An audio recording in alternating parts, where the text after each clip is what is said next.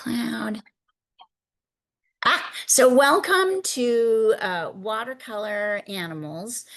We're actually going to start this lesson not working with animals. We'll move to that next week. But this week we're going to work on color theory, color mixing, and brushwork so that you can start to get used to using the watercolor brush and seeing what it can do. That sounds like a lot less pressure, right? I'm not trying to just jump in. So I'm going to spotlight this for everyone. Can you all see my setup here? One day I'm going to get a third camera where I can kind of put it from the side so you can see things from the side, but you're going to see some important things here. I generally work with tubed paint, although I have, which is wet and comes out of a tube and I put into these little cases. I also have these little pats, which you might have. Sorry, here we go, which are like actually kind of dried, need to be activated with water. What ends up happening when you put the tube paint on is once it dries, which takes a few minutes, then it also gets activated by water. And we'll talk about how. I've got like 3 or 4 different fairly large size brushes just to experiment with today. And then you'll see I have 2 pieces of watercolor paper. This one on the side with the little red dot on it has last week's lesson on the back of it. And I'm using it as a testing paper, which is really, really key for watercolor because watercolor is one of those things that if you go too dark too quickly, you cannot correct that. So we try to test our colors as we go through. I have clean water. I've got a few brush examples. And I have the most important thing, I call it my blankie, which is really a like cut up like piece of paper towel. You'll see right now I have a kind of dirty uh, plate from last Tuesday's class. So I'm actually cleaning that up right now, right, to give myself a kind of clear palette. So I'm going to demo the first colors you're going to lay down, and then you guys can tell me what you've got and do the same thing, right? So for the moment, you can just watch. So the first thing we're going to talk about today is what are colors made of? Oh, wait, hold on, this one too.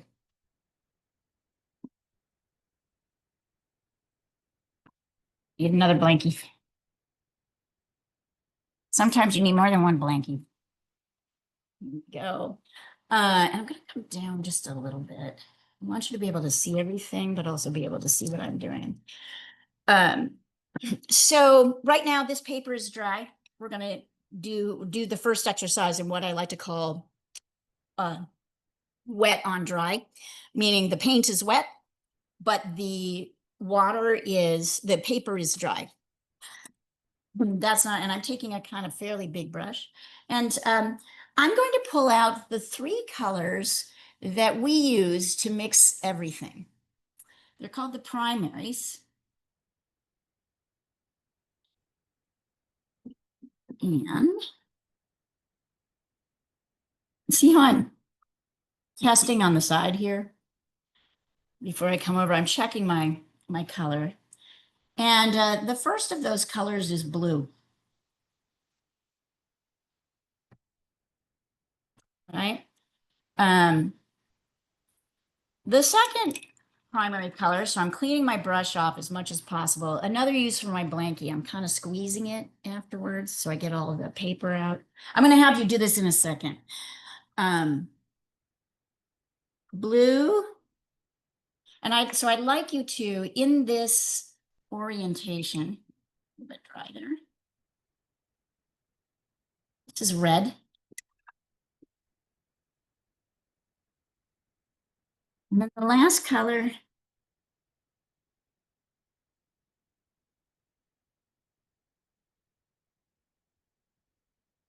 is yellow. Okay, so these 3 are what we call the primary colors. There are only 3. Hang on for just one more second. I'm going to have you repeat this. So notice I have them in kind of a triangle format, which is going to become a circle, and you'll see how. I'm going to mix two of these primaries, the red and the yellow, together. I'm actually cleaning out my brush, so I pick up yellow first. And then I'm bringing in some red and mixing it together. And when you get that, you get orange. When you do that, you get orange.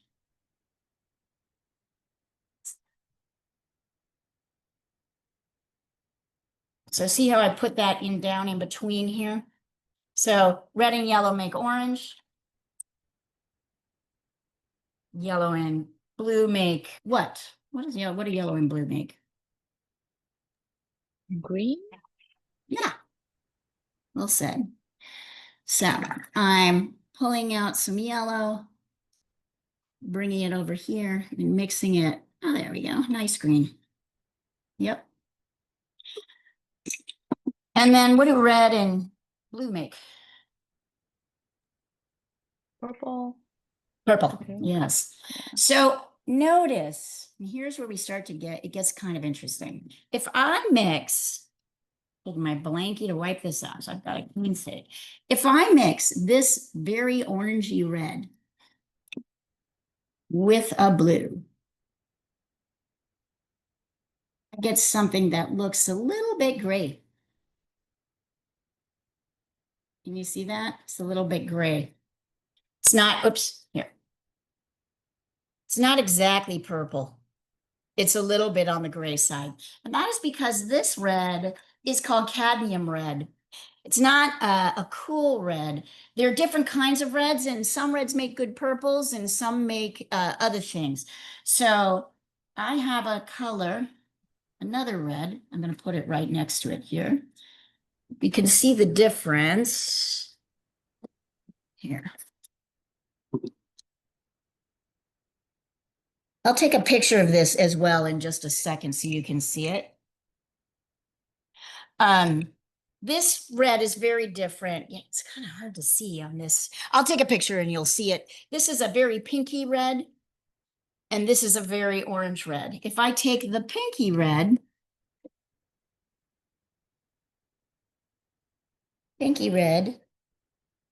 and I mix that with blue,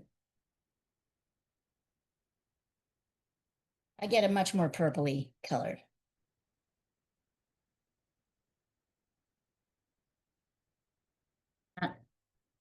So why are these colors important? These are the first three, blue, red, and yellow, are primary. And the second three are what we call secondary, which is a combination of two primaries. And in this organization, they create a color circle, right? The color circle. And what you can see from here, oh, hang on, I need a pencil, is that colors that are across each other from the color wheel become complementary pairs.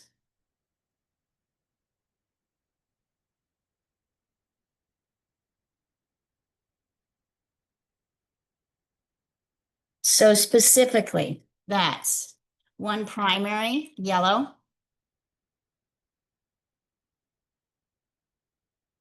primary yellow. It's kind of a dirty, I didn't clean my brush quite enough, so I'm cleaning it again, squeezing it here, pulling that off. Let's try that again. Yellow, which is the primary, and purple, which is the combination of the other two primaries, right? That's pair number one. Pair number two is red and green.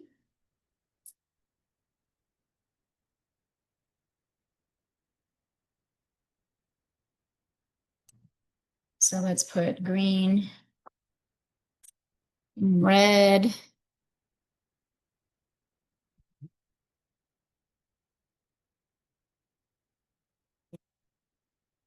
Right? And then the last one is blue and orange. Do these color pairings seem familiar to you? Have you ever seen them before? Anybody seen them?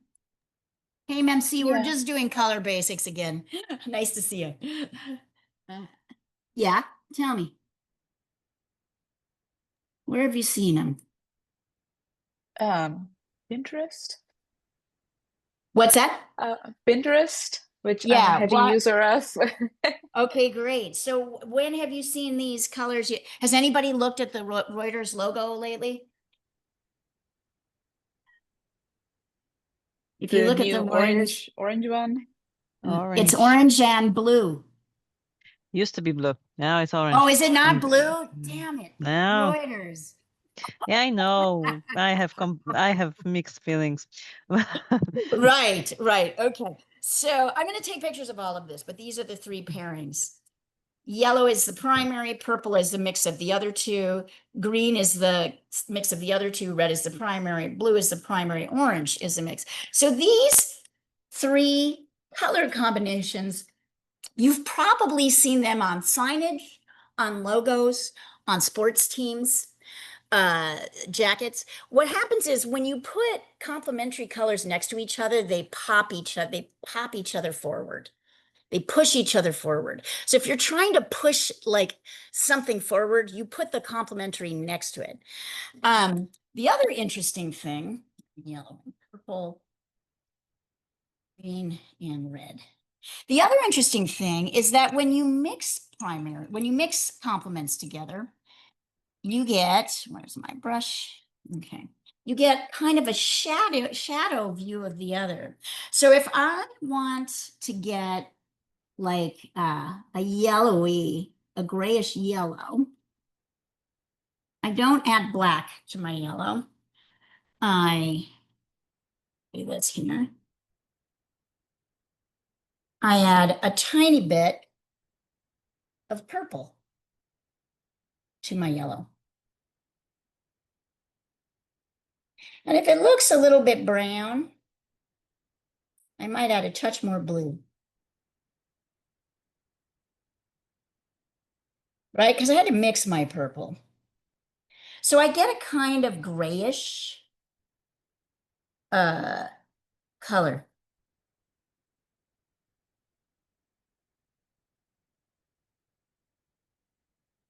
Let's see, I'll put it right here.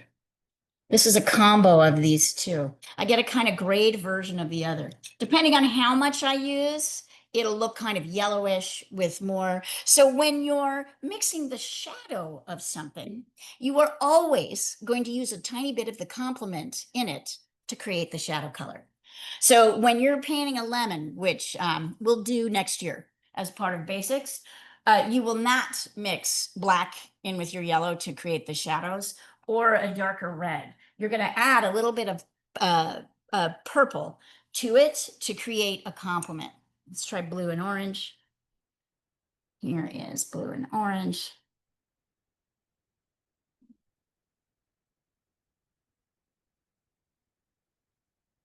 Yep. Blue and orange kind of creates this neat gray. So this is whole, and then green and red. Cleaning off you can see I'm constantly cleaning off my mixing with my blankie. However, I did do a move there. I'm going to re-demonstrate it just so you can see it. I got too much of a color I didn't want on here like that. And so I grabbed my blankie really quick while it's still dry and pulled it off. So sometimes if you move fast enough, you can actually you can erase some of your color, which is key. We can layer up, but going too dark is always problematic in watercolor because we cannot, once it dries, we can't make it lighter. It's almost impossible. So we start with lighter layers and then we kind of build up. So what I'd like to see you do, oops, and I'm going to send a picture of this, is create your own color wheel looking like this. Label it blue, orange, green. This is cad yellow, light. This is cad red, and this is quin red. And this is purple. I'd like you to create your own color wheel. So you're not making the paper wet. And let me take a picture of this so it looks, you can see the colors better. And I'm going to send it across the thread. Hang on, I'm going to remove the spotlight for a second. Turn this off. I always have to take my phone out to do this, and then I'll send this out. And while you're practicing this, let me know what questions you have about it. And let me know how it feels.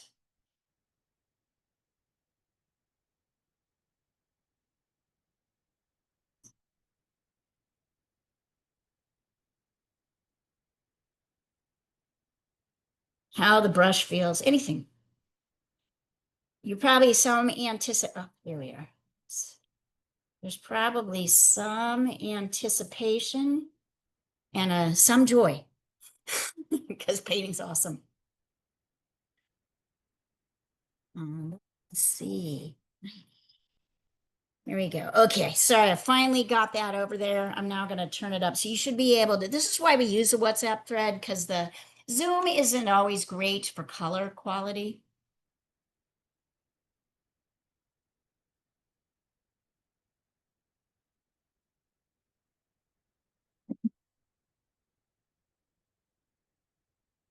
And if you want to, you can also give yourself a little, you can also create yourself complementary color pairs down here. But mostly I'm concerned about this. I'd like to see how your mixing goes as you recreate this.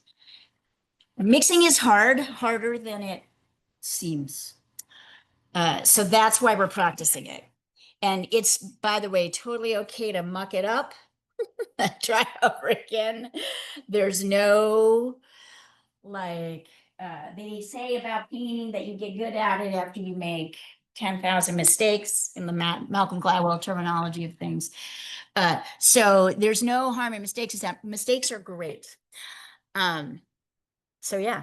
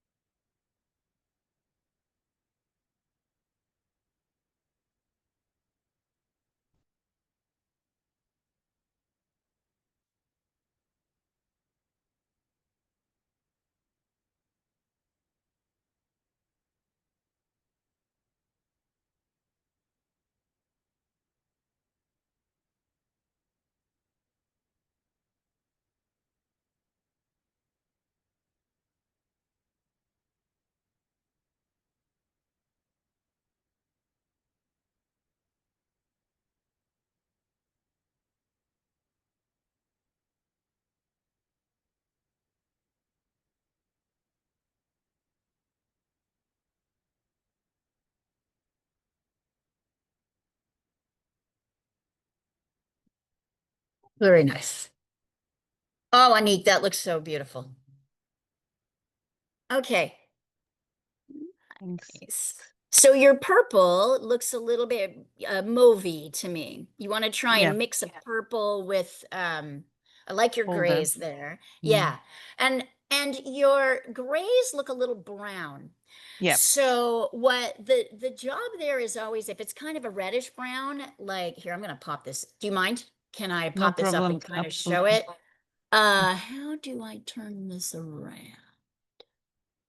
Hold on. Hey, can you send it back, flipped the other way? Okay, and Lynette, I'm going to show you, I'm going to take a look at yours in just a second. I want to show something about, here, let's see. Where are we? I want to show something on,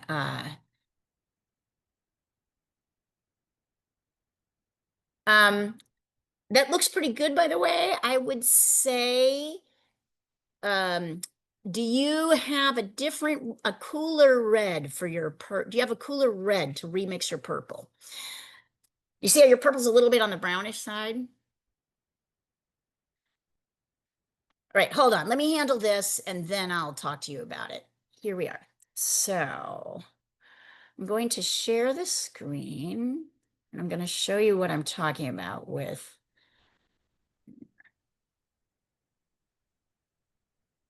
If everybody can see this, you can see here that these combos, this combo has created not really a gray, but kind of a muddy red. I mean, that can Yep. be useful sometime, and this one too, kind of brownish color. This is actually a nice kind of cool gray. So what this means, and this often happens when you're mixing colors, is that this is kind of a reddish brown. So let me actually pull it up. There we are. This is a reddish brown. So if you want to turn it more gray, you're going to put a little bit more green in it, which means more blue and yellow or whatever green you're using, right? In the mix. Same here, right? So this is kind of, I'm going to say brown. It's kind of reddish brown. So we might do a little bit more yellow and blue in here. This looks like a good mix. And so that's what I'm kind of talking about as we're going through here. All right, now, Lana, I wanted to take a look at yours because I like what you've got going on here. And I just wanted to know a little bit about your color choices. I want to know what you're working with. So I'm going to call it up, if you don't mind. I'll go for it. So yeah, this purple, let me hop it up. Yeah, I can't quite get like a royal purple, so I don't know what I'm Well, doing. what color red are you using? I am using scarlet and ultramarine blue. Okay, do you have any other reds? I have vermilion and Okay, that's crimson red. definite. Yeah, so all of it, try crimson red. Okay.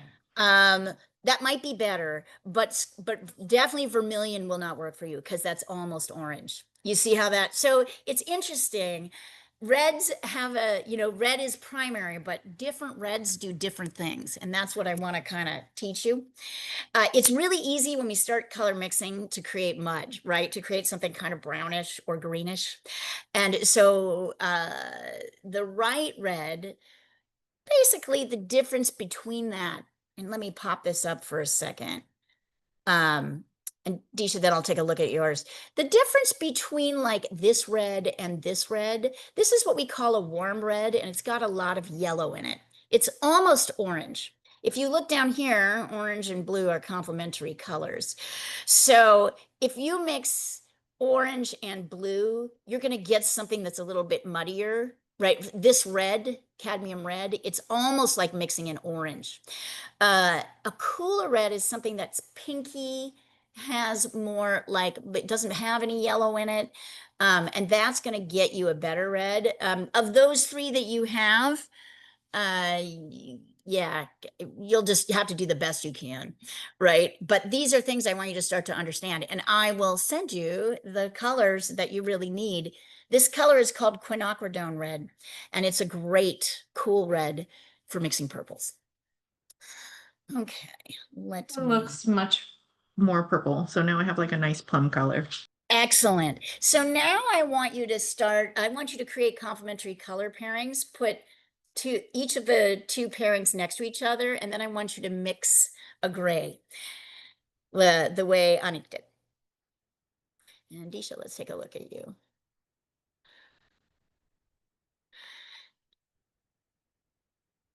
Right. So the kind of red we use is important.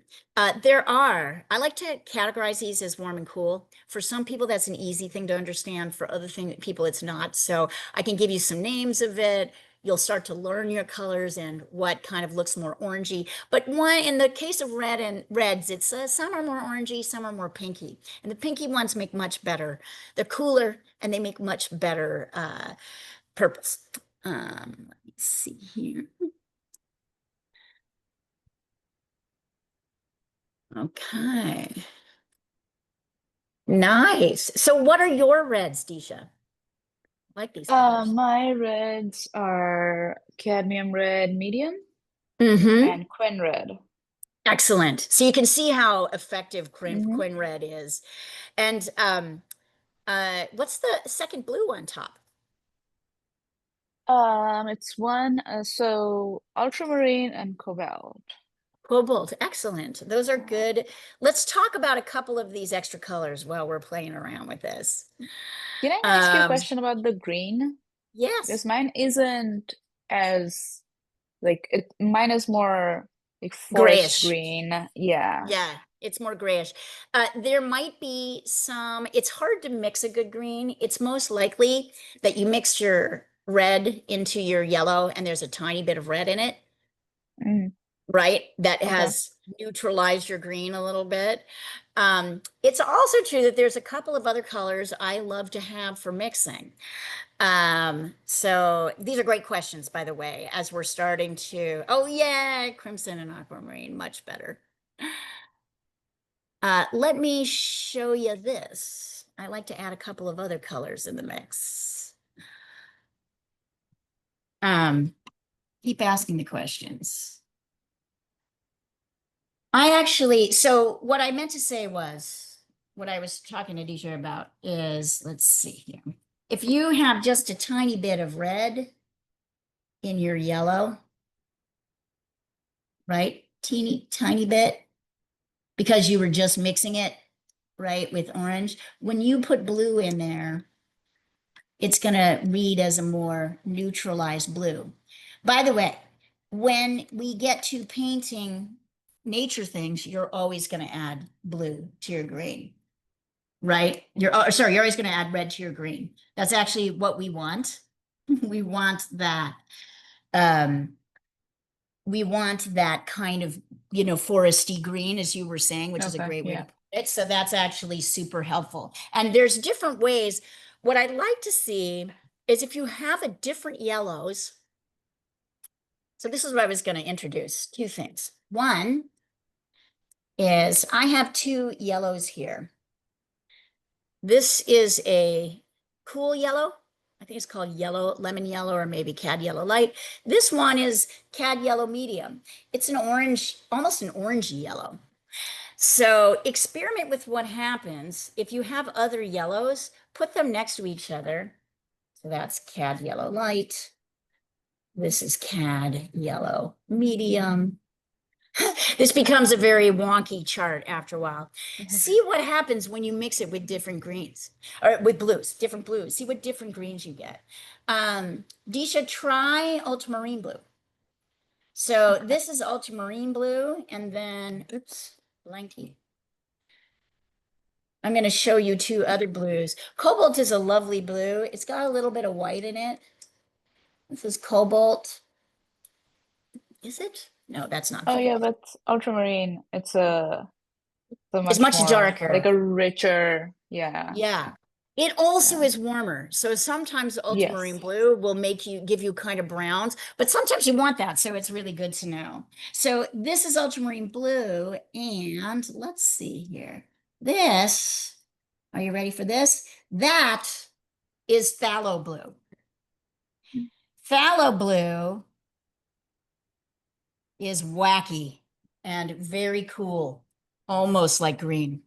So you can play, what I want you to do is play around with your blues, play around with your yellows to see what different kinds of greens they make.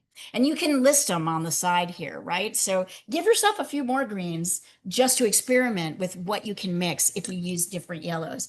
And so we've got at least a warm and a cool, right? This is ultramarine blue. This is phthalo. We've got cadmium red, which is warm, and a quin red, which is cool. We've got cadmium yellow, which is cool, and cadmium yellow medium, which is almost orange. So almost a much warmer yellow. See what happens when you mix different primaries with different together to see what kinds of greens and purples and oranges you can get. And you can kind of just put them in here. Mixing is really important. It's the most important thing, really.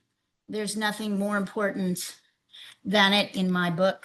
So so this is cadmium yellow medium, which I've just pulled over. And let's see, I'm going to mix that with cobalt blue, like Disha just did, just to see what happens. Yeah, and it's interesting. I get something that's a little bit more muted, which is, I think, what you were talking about, right? I mean, it's pretty. There you go.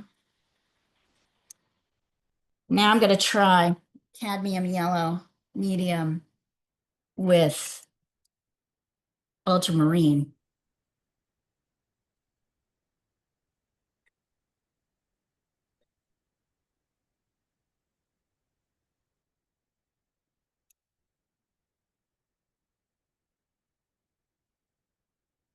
Different kind of green.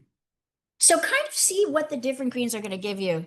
And then I'll show you at the end what we add to our palette to allow for mixing. So, and then the same on the other side. So give yourself little groups, label them. This is, let's see. I know it's been a while, right, MC? Ooh.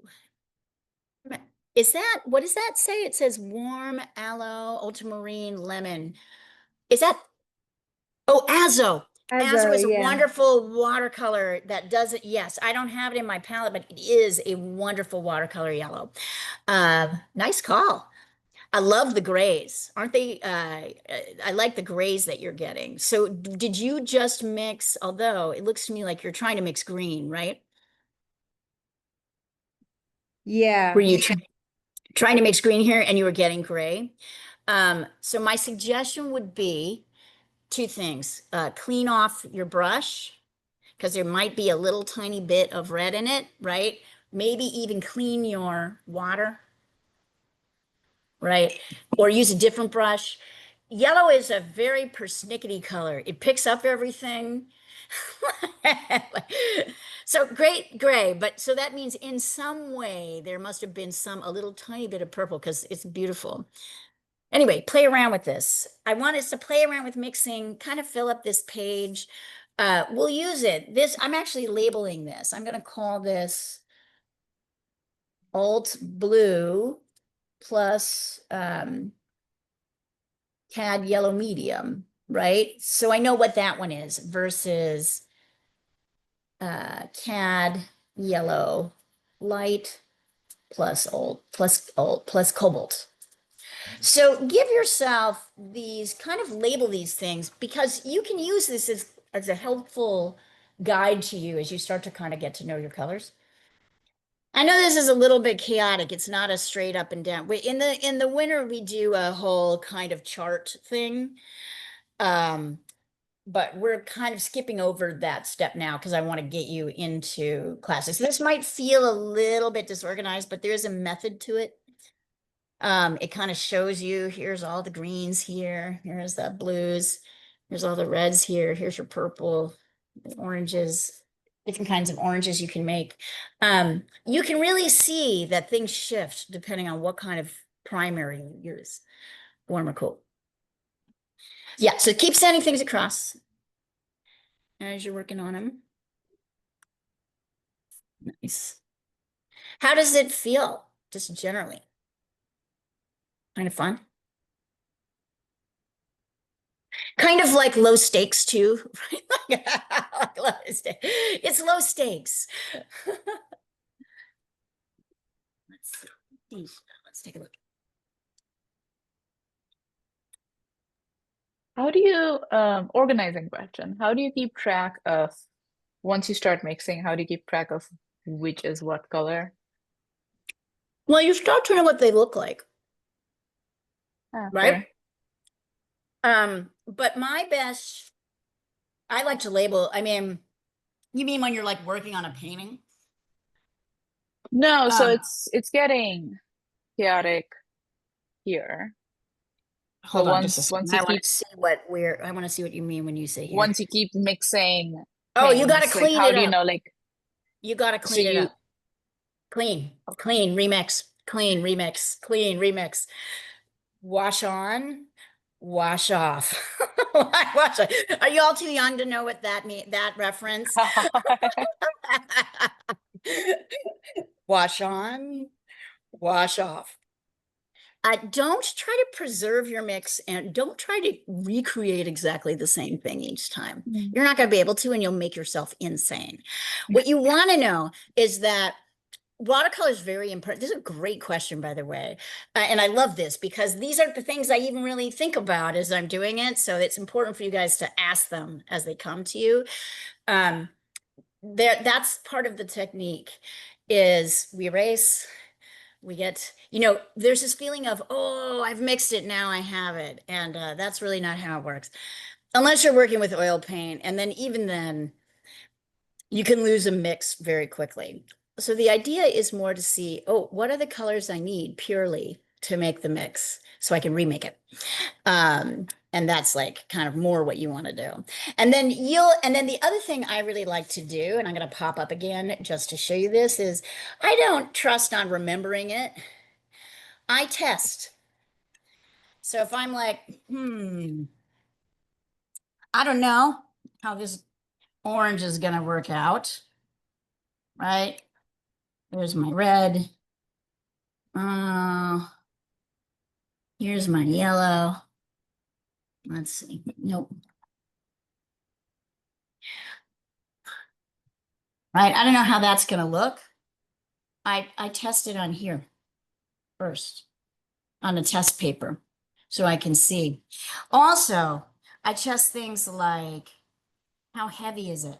Because I definitely, in all of my watercolors, don't want to go too heavy at first. For this exercise, it's fun because you're looking at what the pure color can do. But I get this. I reduce, you can see, if I just go in here, I lay this down, that's pretty heavy color. If I want to go back in, I just dip my brush in the water again and see it becomes lighter.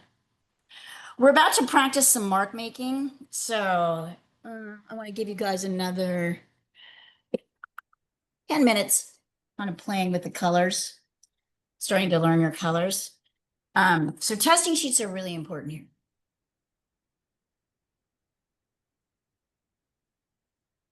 It's chaotic, but it's fun. And I know we all have a lot of fear about art. I did. Well, I didn't. I did, but I didn't. I mean, I did. Um, I hated it when I didn't know how to do something, which was a lot. So at the beginning, I was 33 when I started painting. Ooh, yes. So sap green has a lot of red in it. And Viridian. Ooh. I love, so is that on the, here, hold on. I'm going to pop this up. MC, I like the experimenting you're doing here. And I want to show it. Hold on. We're done. I feel like, so you're taking advantage of this exercise to kind of get to know your colors a little bit better and how they work. And so this, do you see how stunning this gray is? How rich and deep and kind of beautiful it is. So MC is using a color that I'm about to introduce into your palette, which is, these are two colors that come out of the tube. This one is very hard, sap green, very hard to control. You really, unless what you're trying to do is, I don't know, make, brick colors or something like that. That's a pretty good like use of brick color. But Viridian is a phenomenal color out of the tube that you can use to mix. So after kind of forcing you to mix yellows and yellows and blues and not really getting what you want, I'm going to suggest, so this is just stunning. Are you liking it, MC? This is just, Yeah, I like it. I mean, it makes me want to drool. It's like I'm drooling looking at that color. It's so beautiful. There's something about a really deep, rich gray. You think of gray as not being colorful, but they're so beautiful. And we need them so much in our paper. Lots of our paintings have lots of gray in them, which helps the things pop out. So knowing how to do it. All right, so I'm going to introduce this really quick. One more color, which is cheating really, but not. I just wanted you to have the experience. There is another great color. You've all noticed how hard it is to mix the right green. So I like to mix all my greens, starting with a base color of green and not one of the primaries. It's called Viridian. Can you see that? Here, I'll put it up here, actually. It's a beautiful kind of cold to neutral green. I didn't mix this, right? I just came right out of a tube. And if you mix this if you have Viridian green, I would recommend mixing it with a couple of reds and see what happens. Also, mix it with yellow to lighten it and see what happens, right? Give yourself a lighter green. So, Viridian green is something I love to have on my palette all the time because greens are so hard to mix from blue and yellow. However, still good to practice. I think what you'll notice is yellow, for example, certain colors are kind of dominant. So reds can be very strong. Yellow is kind of a weak color. It gets overwhelmed by whatever else you give it. So it kind of depends on what you're mixing to get your yellow to show up as yellow.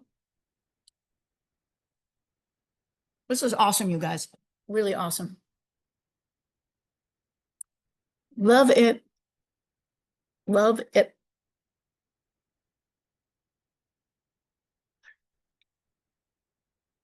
Oh, let's see.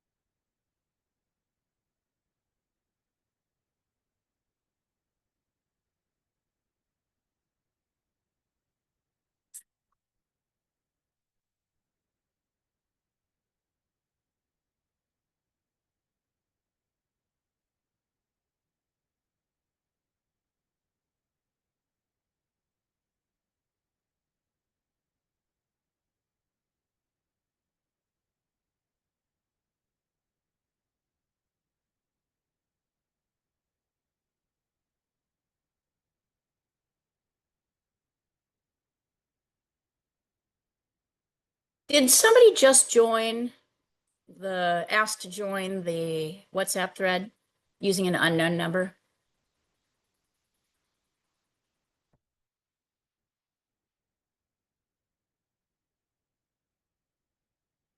It makes me a little nervous. Some people get weird on WhatsApp. You guys have probably noticed that too. All right, let's see. Maybe I'll call her up.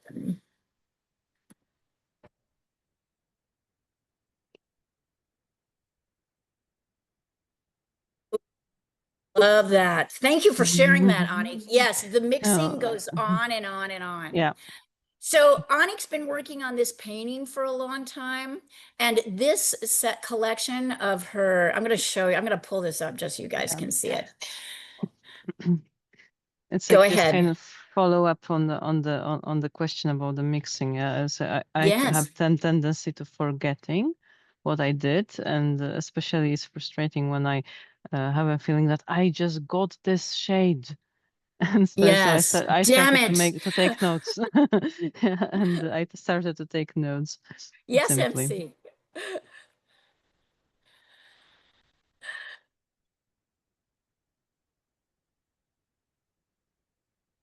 Oh, MC is just like holla. Holla, yes. Yeah, I love this here. Hold on, I'm gonna pop it up again just to show you what she's talking about. Don't worry, this is not beginner work, so don't feel like you have to don't feel intimidated by this, but it is a wonderful example of ways that you can remember mixing. Look at that. So you can kind of see her source on the side that she's working from, and then all these different mixes which help her kind of, and it's sort of its own beautiful thing, this chart, isn't it? It's this It's own beautiful thing. Thank you. It's total mess. Yeah, just simply. It's a total mess, but it's a beautiful mess. Thank you. I wish one thing that I noticed, and I think that simply I should have started earlier to to keep track of my favorite mixes and how I'm managing them. Right, Simply whether there's more of right, this or more of that. right. Because it would have could have been helpful with previous paintings. So with this one, I'm kind You're of really keeping charting it. track. Yes, really. There's a lot that happens. You're going to find your own style here, right? Unlike Anik, I'm not as much of a planner, but it's also true that I've been working for these colors Oh, I've been working for these colors for um for a long time, so I really know what they do, and I'm quite fast as a mixer. So my primary medium is acrylic. You can see it behind me. That's one of my pieces. Look, Anique, we're in the new studio. I just moved to a new studio, which I'm really excited about, and that's very beautiful. I'll give you guys a little swingy tour around if you want one. And Um, that's the one that I really like behind you. this one, It's this firm one. beautiful. So yeah, it kind of depends on how you work.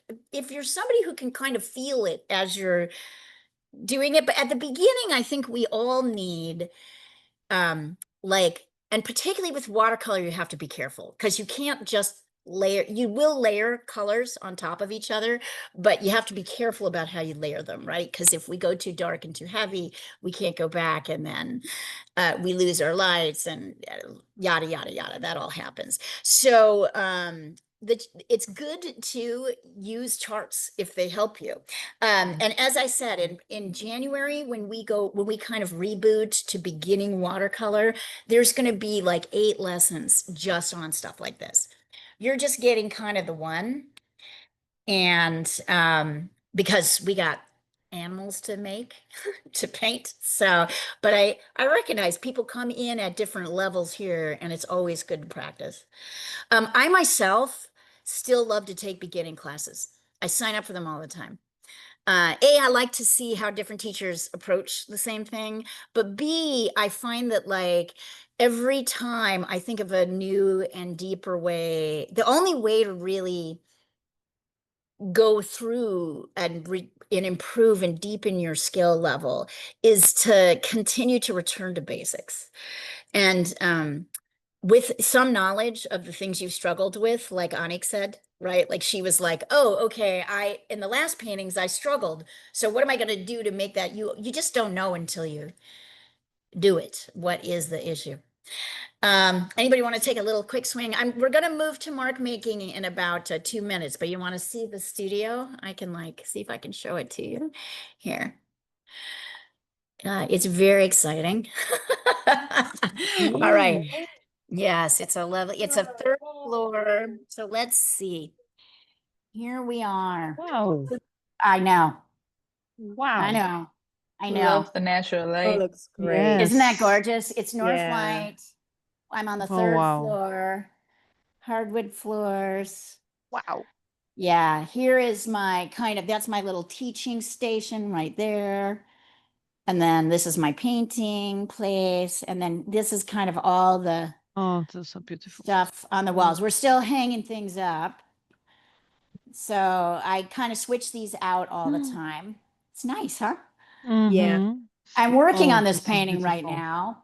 So I have it up on the wall, and I'm just here's my paint on the side while I work on it this. And here's a kitchen.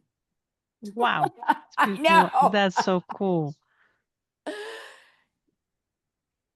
And then here is the storage room where basically I have usually about 100 to 200 paintings around at any one time. You can Wow. see them kind of all stacked up here. Um, it's a lot, That's right? right. You got, if you're a working artist, and then here's a kind of station to, I don't know, build frames and do all kinds of stuff. It's interesting when you work as an artist, a selling artist, you have to have a lot of inventory, and you don't move it right away. You usually move, if you're doing pretty well, you move about 1/3 of it at any one time. And then you're constantly replacing that third. So there's always a lot of paintings around because people need choices. And I was talking to a client, a patron the other day, who had just come into the space, and she was so excited. And I had this big giant pink fern painting, which is outside the door, which was a little too expensive for her. But then she went in and she's like, oh my God, you've got a smaller one. I want that one. So she could pull everything out, like kind of put it aside. That, like that's kind of how it goes.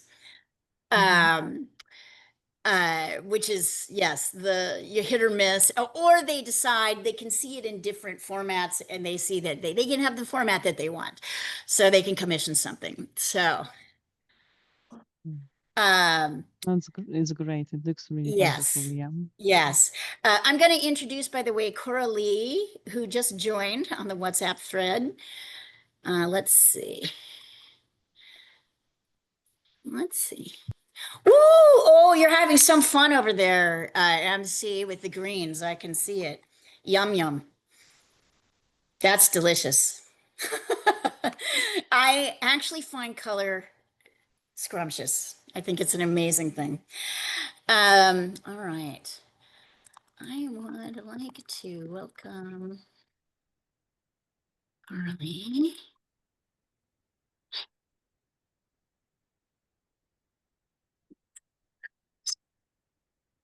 So I just invited someone in who isn't here today. She'll come next week. So is this helpful for you guys? Yeah. It is helpful, isn't it? Even for you old timers who know this sometimes. We're gonna start next week, actually not doing a whole animal, but doing the funnest part of animals, which is animal eyes, which I have found so fun in watercolor, like really, really fun. And then we'll graduate to the whole animal. I promise we'll get to the animal. What do you think, Adisha? Is it fun? Yeah, it's really fun. I'm making kind of a chart here so I know Excellent. Excellent. what's That what. Like and I'm know what it does. forgetting when I'm like talking through, like listening to you guys, then looking at it, then Yes, oh no, then I forgot learning, what I then mixed. absolutely. And actually, if you want to, what we do in the winter is we're going to have you take each color and do a row to see Watch, what yeah. happens as you add more water to it, which is Oh, also an nice. Yeah. extremely helpful chart. We're not going to do it here because we have fish to fry, but we have other fish to fry, but we are going to do it in the winter. So if you want to do that for yourself, it's also a helpful thing. Lynanne, how's it going for you? I know you're in and out with the internet. Yeah, no, this has been super fun. It's fun to mix different colors and try to achieve some kind of gray. You can keep gray or whatever it is or green or whatever it is you're trying to do, right? Are you guys ready to talk a little bit about watercolor mark making? Yeah. Excellent. Then I'm going to have you get a new sheet of paper. I'm going to flip this over and I'm going to go clean out my brush here. My brush waters and my brushes are kind of dirty. So I'm going to clean them out. I'm going to get new water. I'm going to run them. That just means you run it under a little bit of water in the sink.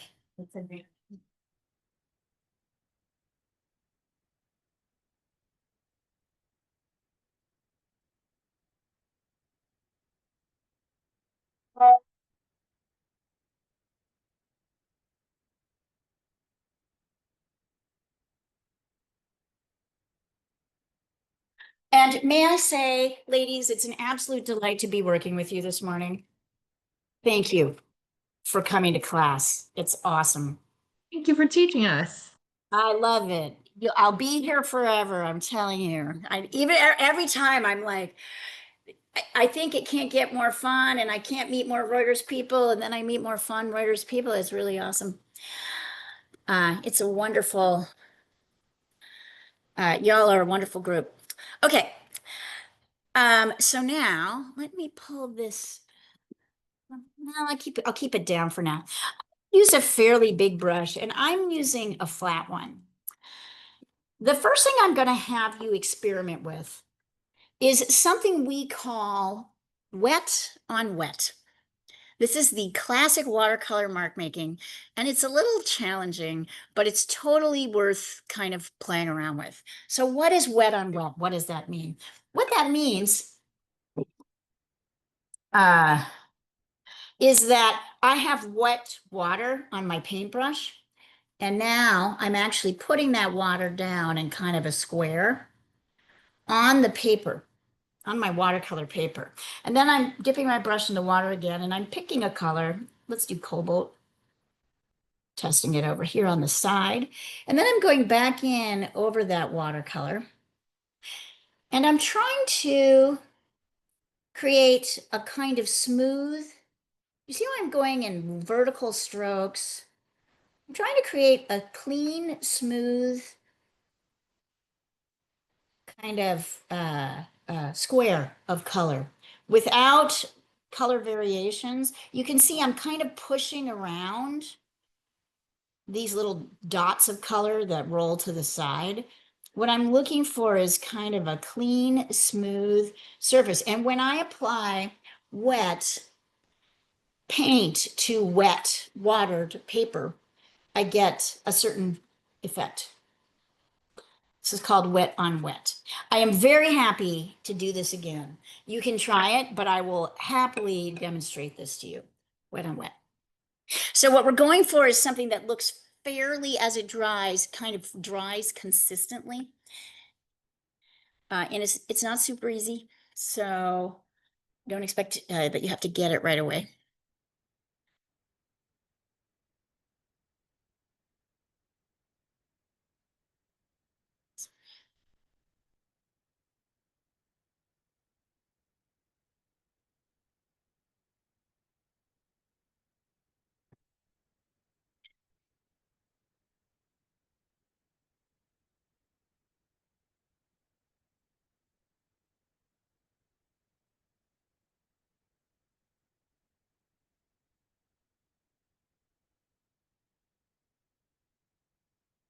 I'm so sorry.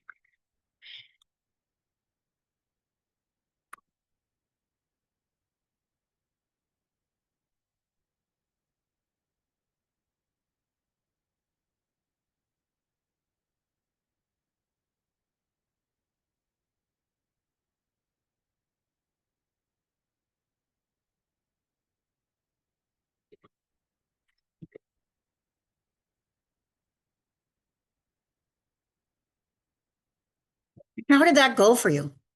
Anybody want me to demo it again? Yeah, Leah, can you show us how not to get like a big colorful clump at the at the Yeah. end of the stroke? Let me see if I can try it. Let me see if I can do that. Looking for, yeah, hold on. I'm also gonna take a pencil so that you can see kind of the area that's wet, right? Because we can't really see it because we're putting water on. Now, come on. All right, well, anyway. I'll do this. Let's see, I'll take a look in just a second. Here is a Sharpie, right? Just showing you where the water is. Okay, so we start with water inside the square. And then let me try red this time just for something different. When I start picking up my red, I don't go right onto this. I try to kind of premix it with a little bit of water, right? So it's not quite, you don't want to go like super heavy dark. You want your brush to be wet. There's ways to pick up paint where your brush is fairly dry, but you want your brush fairly wet. So I'm dipping my brush in water a few times, and then I'm really picking up paint and going down, moving down, and then kind of scooting the little dark bubbles of color that kind of gather on the sides. Can you see how I'm pushing them?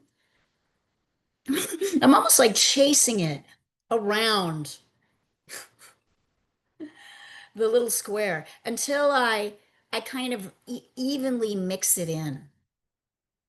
So I start probably with a little less color.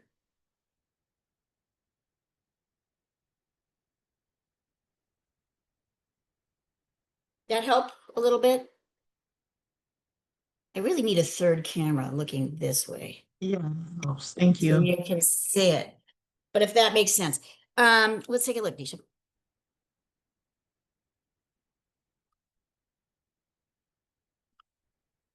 It's fun.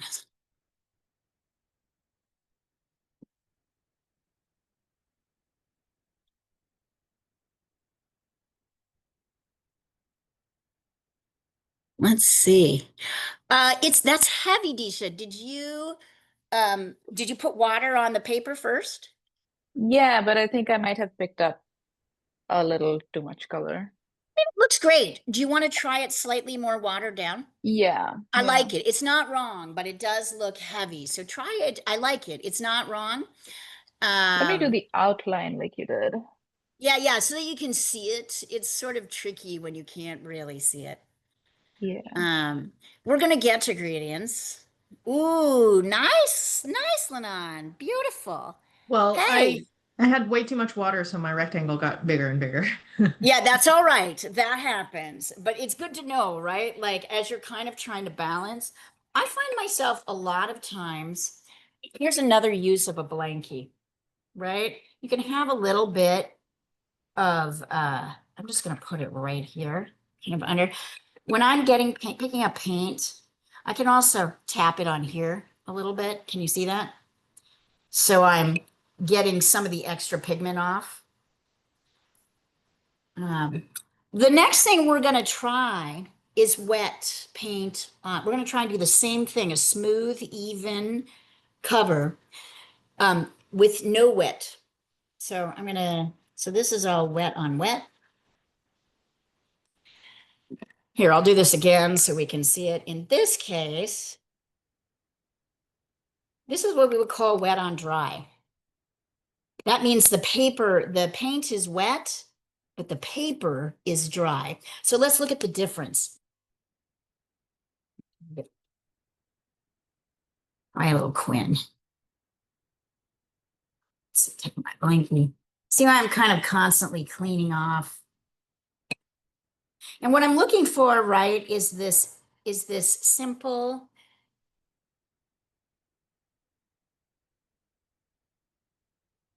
Second. It's a simple, this is now with the paper dry. I also want it to be an even wash, but the paper is dry. Try that. I always feel when I do this that this one, no, I'm not going to say. I want you guys, I'm not going to qualify your experience with what I think about this. I am not primarily a watercolor painter, although I do a fair amount of watercolor painting. I'm mostly an acrylic painter. Acrylic is way more forgiving than watercolor. But I do watercolor studies for almost every large painting I do. And sometimes I'll just work with watercolor because I like the elegance of it. There's really nothing like it. You know, you do one stroke in watercolor and it's so expressive and kind of beautiful, which is why people are attracted to it, I think. Acrylic, we're kind of building more layers all the time, so it kind of starts out a little bit dull. How did that go for you guys? Wet on wet, wet on dry.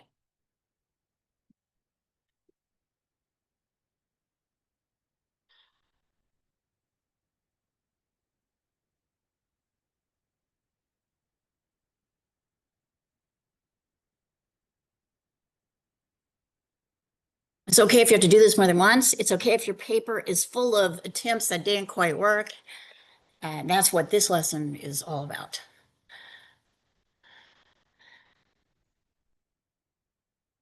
And it's funny, for those of you who've been with me long enough, you'll notice that every time I teach this, I teach it a little differently. That's because I know a little bit more than I did before, usually because of the poor people who had to take it before. Usually I figure out something somewhere halfway between the class where I'm like, oh, that would have been really helpful if I had done that. So every time, even though we return to basics a lot, it's not really ever a fully, um, what do you call it? Uh, it's never really exactly the same.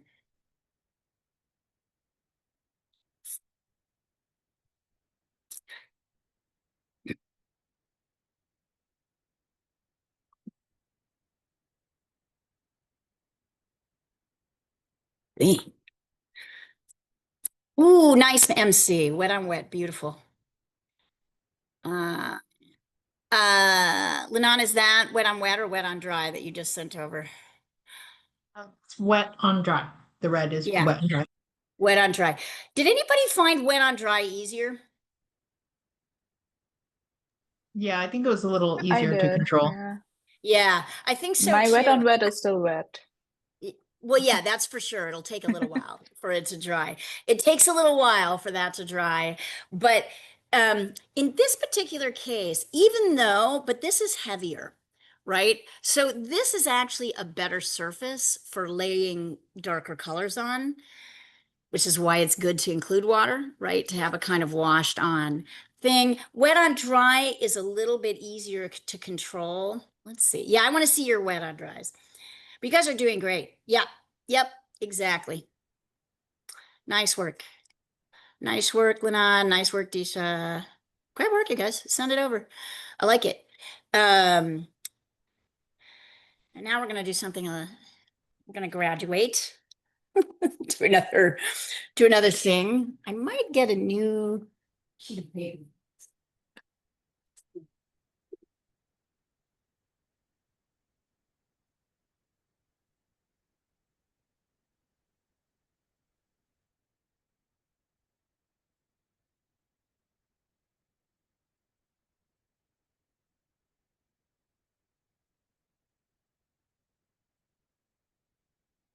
Well, goodness.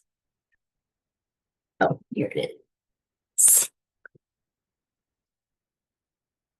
Great. Here's another piece of paper. Okay, you can give us a little bit more room here. Okay, now we're going to try what I call a variegated wash, which means that we're going to go from dark to light or light to dark, either way, as you go down or up the square. So we're going to try this wet on wet.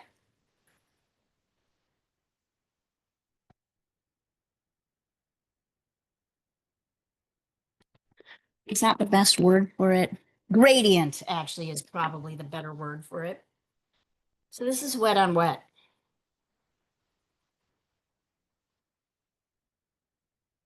Gradient wash.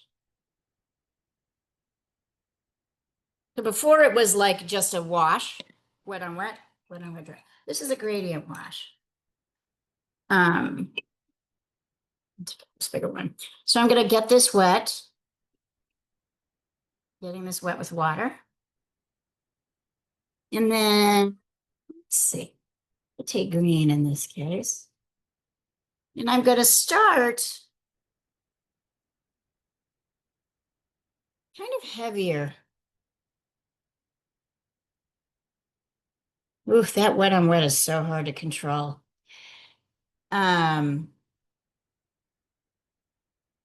dipping my brush in the water as I go down to create a kind of lighter color as I go down. Can you see that? That means more water. And I'm kind of pushing my darks up to the top. You could do this the other way around too, if you wanted to. You could try. I'm trying to figure out which way is easier. But what I want to see once it dries is kind of a shift from darker to lighter or lighter to darker. You're probably all like, why are you forcing us to do a gradient wash? Why do we have to do wet on wet? It's hard. It's hard. You get better at it. This is a gradient wash going the other direction. Let's see how that works. Wet on wet. So I start out, really the key is to start out with a little bit more color.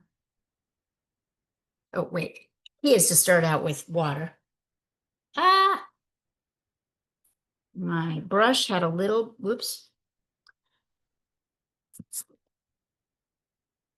My brush had a little bit of, you can see with my blankie, I quickly solved that problem. My brush had a little bit of green in it. And so when I laid just the water down, let's see how this looks better. Cleaned out my brush more thoroughly. Here is my wet, invisible water. Now let's try going up to see. I'm dipping my brush in the water as I go up. So see, I'm kind of continually dipping my brush in the water to get something that's a little bit lighter. This should be harder, and it's okay if you don't get it. It's a practice. I'm coming back in here and adding a little bit more dark at the bottom, and I'm kind of pushing my darkers, pulling them here. I don't know if it's any easier going up or down.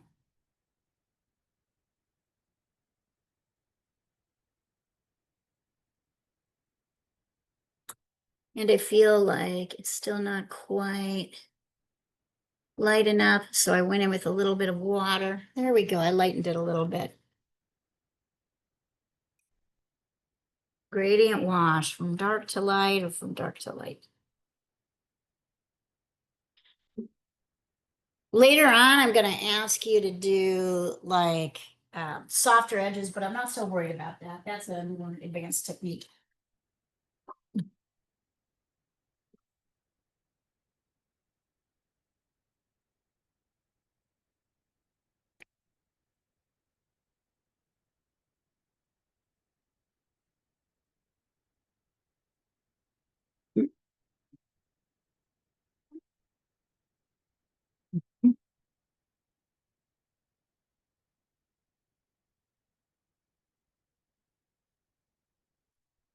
So, oh, and guys, I wanted to talk to you about this. Next week, I have a very important doctor's appointment, which has been scheduled in the morning on Friday for me, which means I cannot teach this class at the normal time.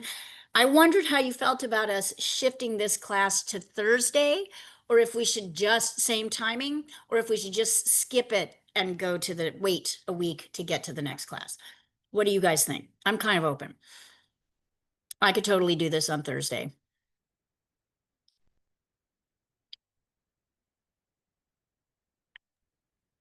For me, Thursday is okay, but I'm gonna go with the majority. With the group, what does the majority want to do here? And I'm sorry, I feel like this is a lot of like up and down for this class. I'm trying to get us consistent, but I can't make this time on Thursday, but if it works for the group, I can just watch the recording later on. I'd rather have everybody with us. So, MC, what about you? Are Thursdays good for you or not so great? Thursday is not a good day for me. I won't Right. finish on time to definitely not on Thursday. Would you guys be okay with us skipping next week then? And if I could miss this appointment, I would, but I cannot. So if that's okay, then we'll take one more break and then I will figure out a way to make it up for you. We will establish a couple of classes, extra classes we can do before the end of the year that we all agree on. I do promise I'll make it up to you, the classes that we've missed. But yeah, that one is sort of important. Thanks, by the way. Sorry, I totally forgot about it, but glad I'm remembering now. Next year, I'm actually looking to hire a assistant who can jump in, another artist who can jump in and teach for me when those things happen. But this year it's just me. So when this happens, it happens. Leah, can you show the gradient again? I can't seem to Yes, get it right. absolutely. It's hard. And a wet on wet gradient at that. Of course, the next step is to try a wet on dry.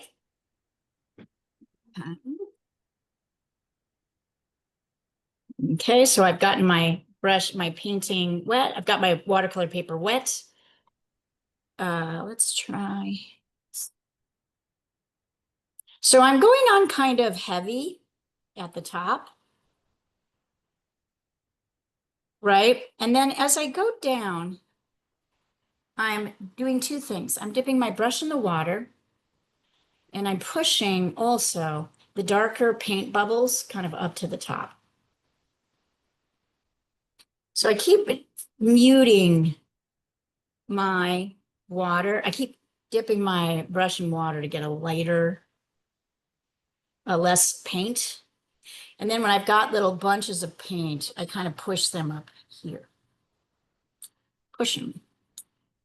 They're like little bubbles. Let's see.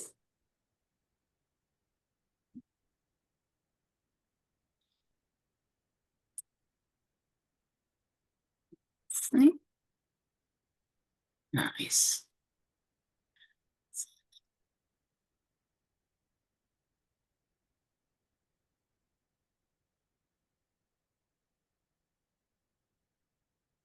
That says wet on wet gradient.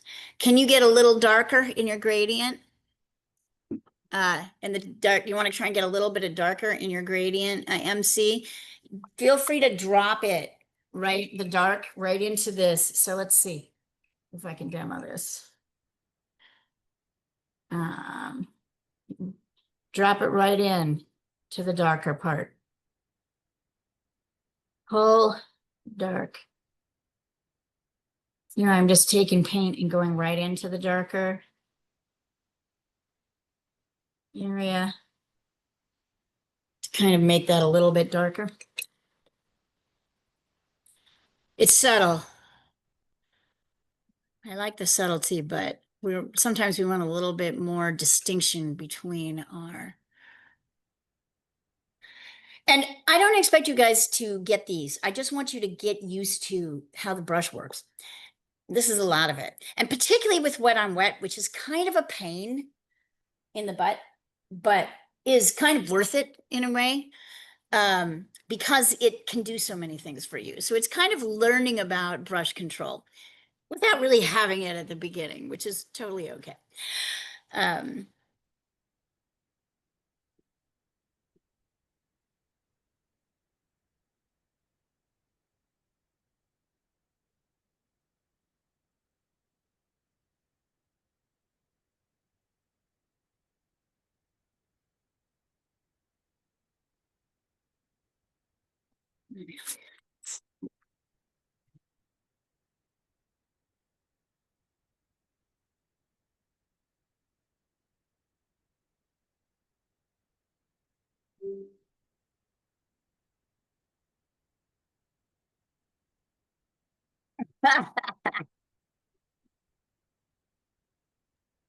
It's difficult.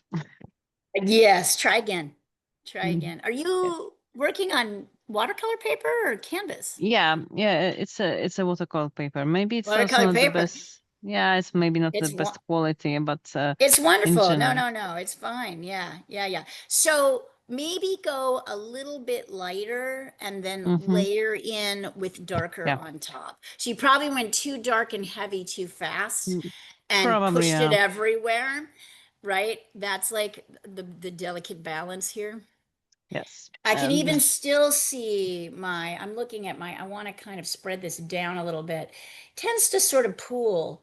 So I'm pushing it down so that it's not so strong on the top. I want it to be kind of darker through here.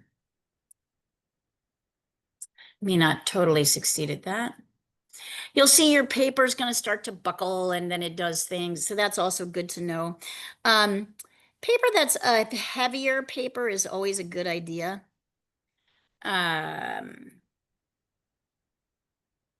Heavier paper in the US, that would be 300-pound paper.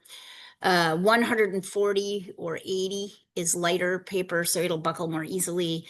It will kind of disintegrate as you add more paint to it. I think it's like 180. I'd have to look up the gram equivalent in other countries. I can do that. in Poland, it's usually 300 grams. Basically, it's the one. 300 grams, right? 300. Okay, Yeah. great. So it's good to know. So, but also a lot of it is like, it's kind of hard to tell. It's easy to blame the paper for everything. When some of this is kind of, right, there is like the paper doing its thing, but there's also like the kind of, I don't know. I don't want to say user error. I want to say, well, user error. It's okay to say user error. We're all figuring out how to use it.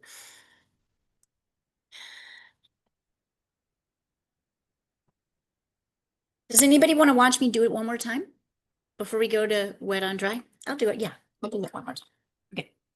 These are all wet on wet. And you'll want to save these. We're going to do a little fun exercise with them after that. So once again, I am laying down my wet water, my wet invisible water. Now, let's try blue. Okay, so I start heavier, but I still dip my brush in water at least once, right? And see how it kind of follows. It pours downward. That's what happens. Oops, sorry, here we go. That's what happens when you work wet on wet. The paint moves around a lot. So your challenge, we know we still want paint down here, but less paint. So I can kind of mix the darker paint with the current water that's on the paper. See how it's just like kind of spilling? And then this guy, I'm corralling the darker pigment up. So I did have a fair amount of paint pigment on it, but I did also dip my brush in water once so that all that water is kind of moving around. I mean, it does dry in really beautiful and interesting ways. And actually, MC, I'm now looking at my green and going, my gradient wash and going, oh, I have to go back and, so there we go. Like that, I had to do the exact ones. Watercolor also dries lighter. It lightens as it dries. So you have to be a little bit more extreme in your darks, but not too extreme because you don't want it to get too heavy. So you see how I've gone back in there and kind of layered a little bit more dark on the top. So as it dried, it got lighter.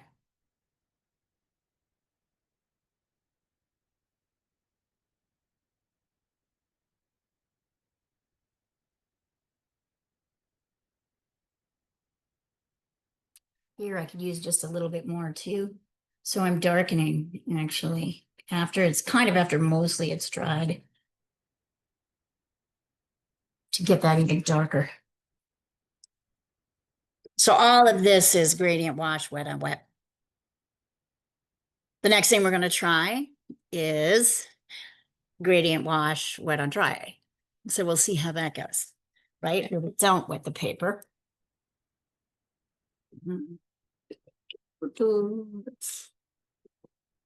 Nope.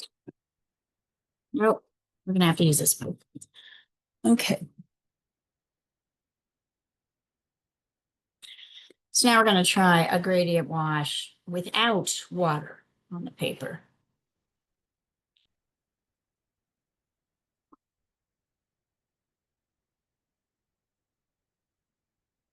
So I still want my paint to be wet, but this I haven't put any water down on.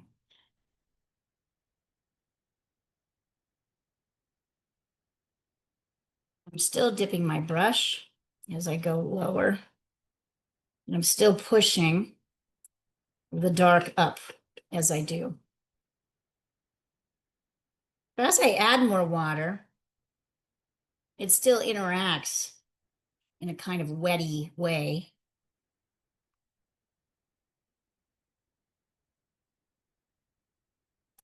Everybody see how I did that? So that is wet, and I went back in with a little bit of darker up here. That's wet paint on dry gradient wash. You may be saying to yourself, why is she making us work wet on wet? There are times when, even though wet on wet, I believe is a little harder, there are times when wet on wet is really, really helpful. And at some point, your paper's going to be wet on wet anyway, even if you don't, right? Like even if you start dry, like here, as I began to add more paint and water, this also, of course, became wet. So it's still kind of something we have to work on.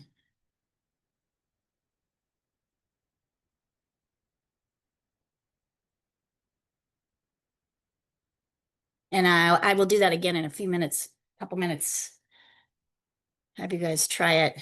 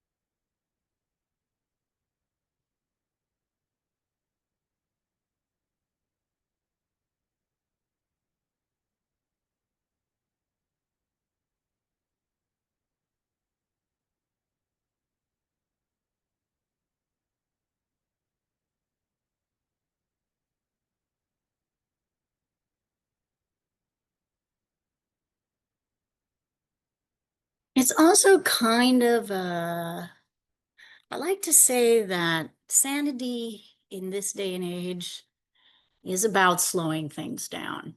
It's not about speeding things up.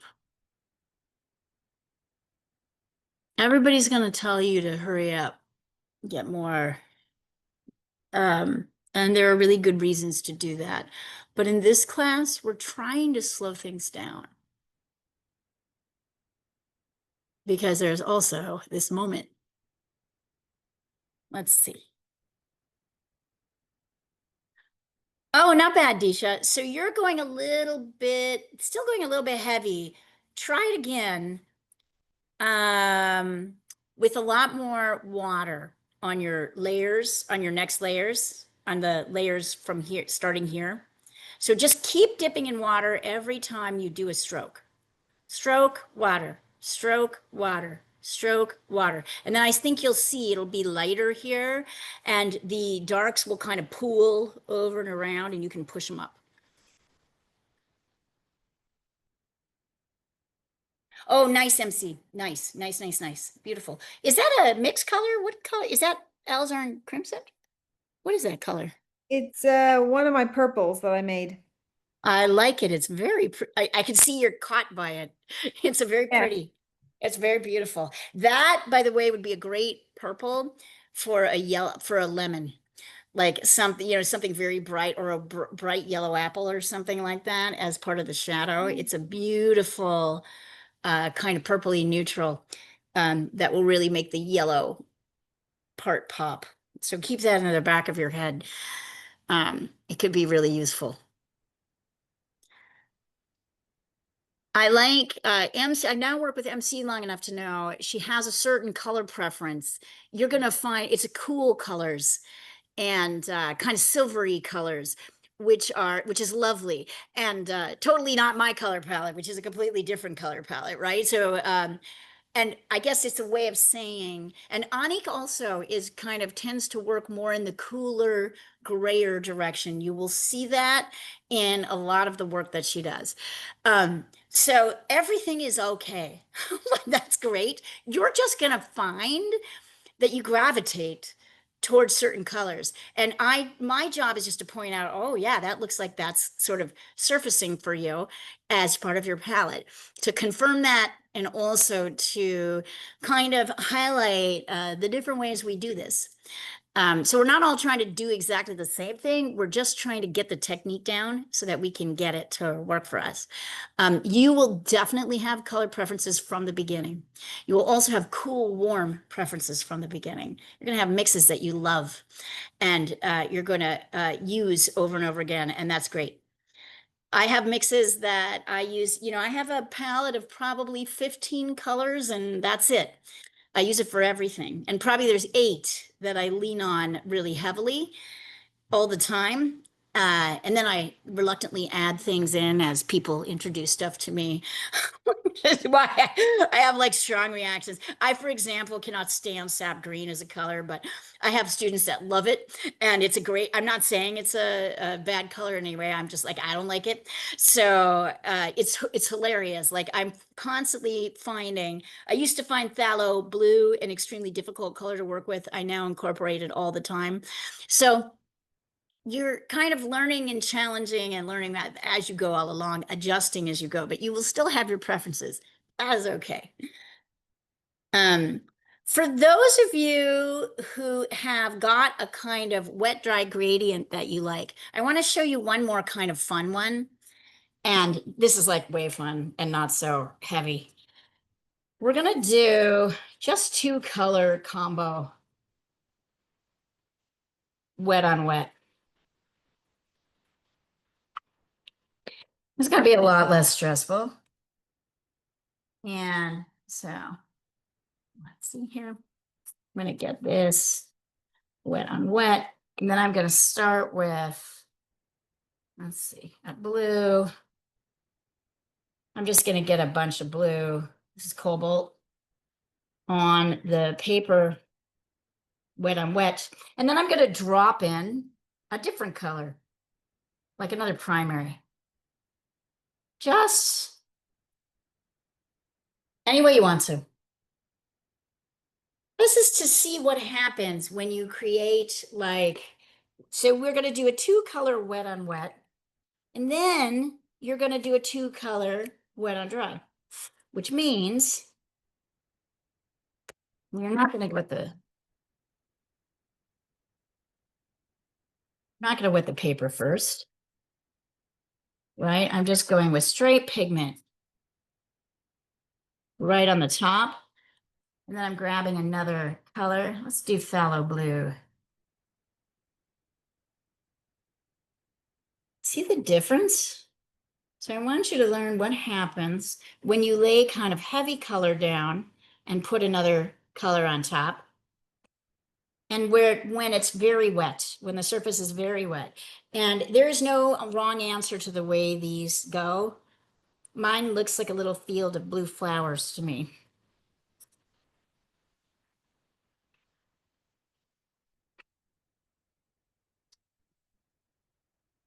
And that's a lot less fussy. This is a lot less fussy as a thing. And then as these start to dry,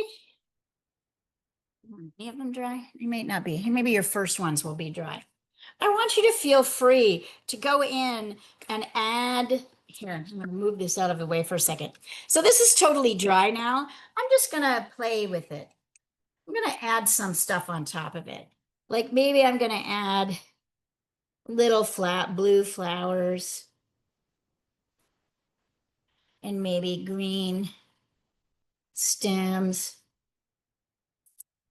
I'm gonna maybe try, I've been avoiding this big goopy brush, but maybe I'm gonna try adding, I don't know, I'm just playing. Now I don't really care what happens, right? You've done the hard work of trying to get it to do what you want to do. Lay some little, let's see.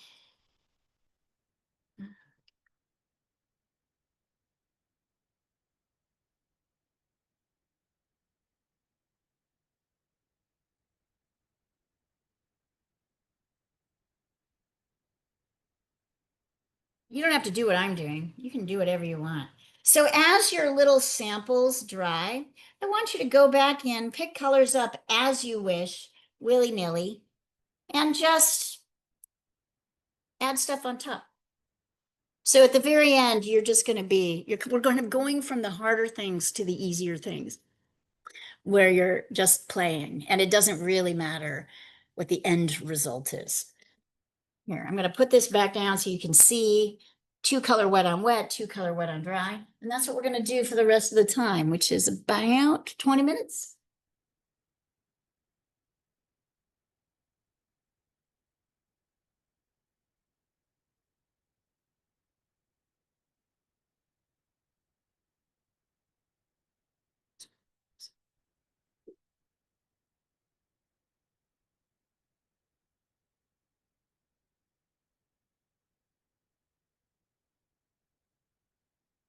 Watercolor is ultimately about, all painting is about layers. There are layers that a novice who doesn't, who's just looking at a painting doesn't know are underneath kind of top layers. And that's always what we're trying to get to.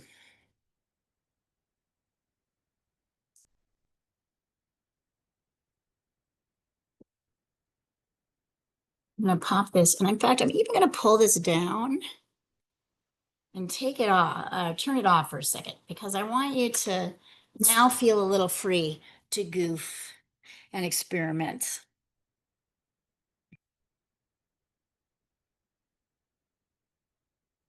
Yes. My God, you guys, this is so great. These are great. Oh, Disha, that's so sweet. See, oh, MC, wonderful. Low wet on dry gradient, excellent. See how fun that is? Now all of a sudden we got to the fun part, right? So now do more. Fill up all your little squares. Do more squares. Go in with stuff that's dry. Go in with it wet. Now I just want you to sort of have a good time and see how your watercolor kind of now that you started learning this stuff, how it behaves. That's really what we're learning to do. Um,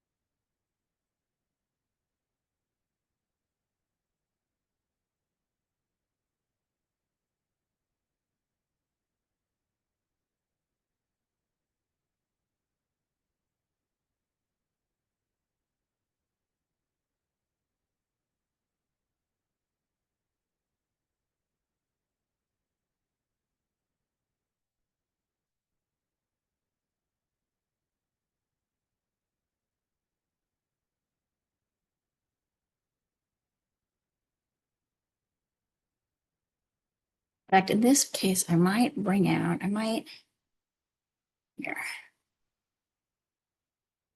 There we go. I'm just popping out now because I don't think you need to see what I'm doing now. I want you to really focus on what you're doing.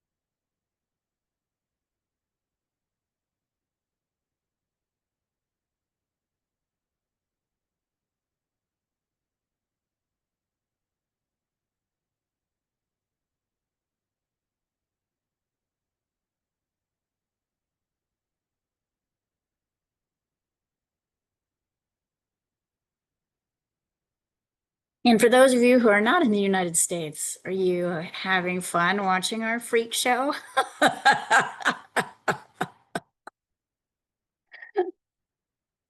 You have to laugh because otherwise you'd scream.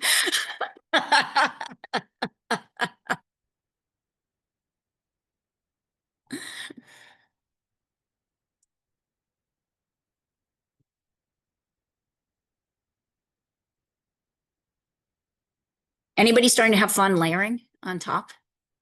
Kind of a little neat. It's a neat little category. That is how we will be working with watercolors. We'll be layering. We're going to be preserving as well. Oh, and here is something that would be helpful for you to have.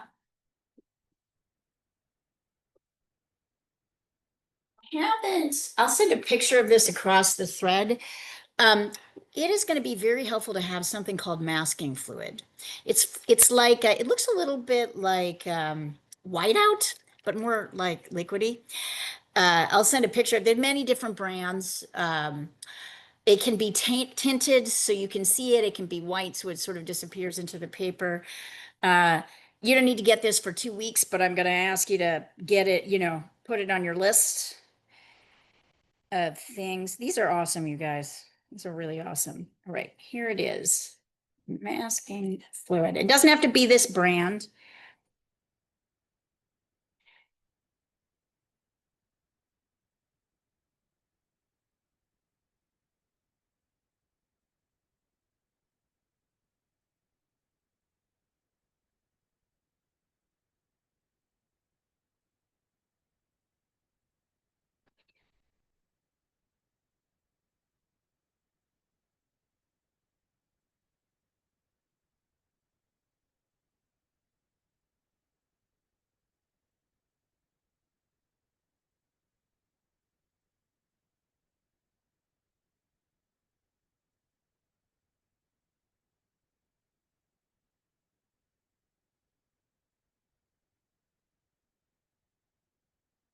Yeah. Masking fluid is fun. It helps protect your white areas. It's like putting tape over them, but you're painting in a little section. So because in watercolor, of course, you want to preserve white. And sometimes you're working in little teeny tiny areas, and it's helpful to have masking fluid.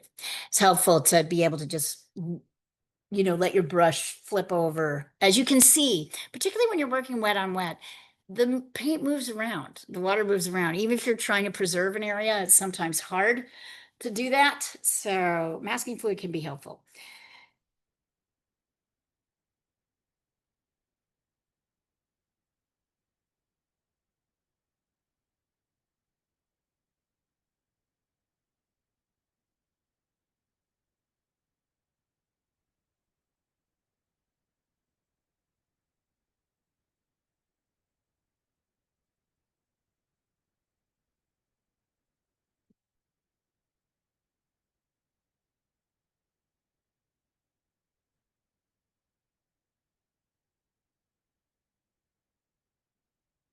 Probably pause the recording.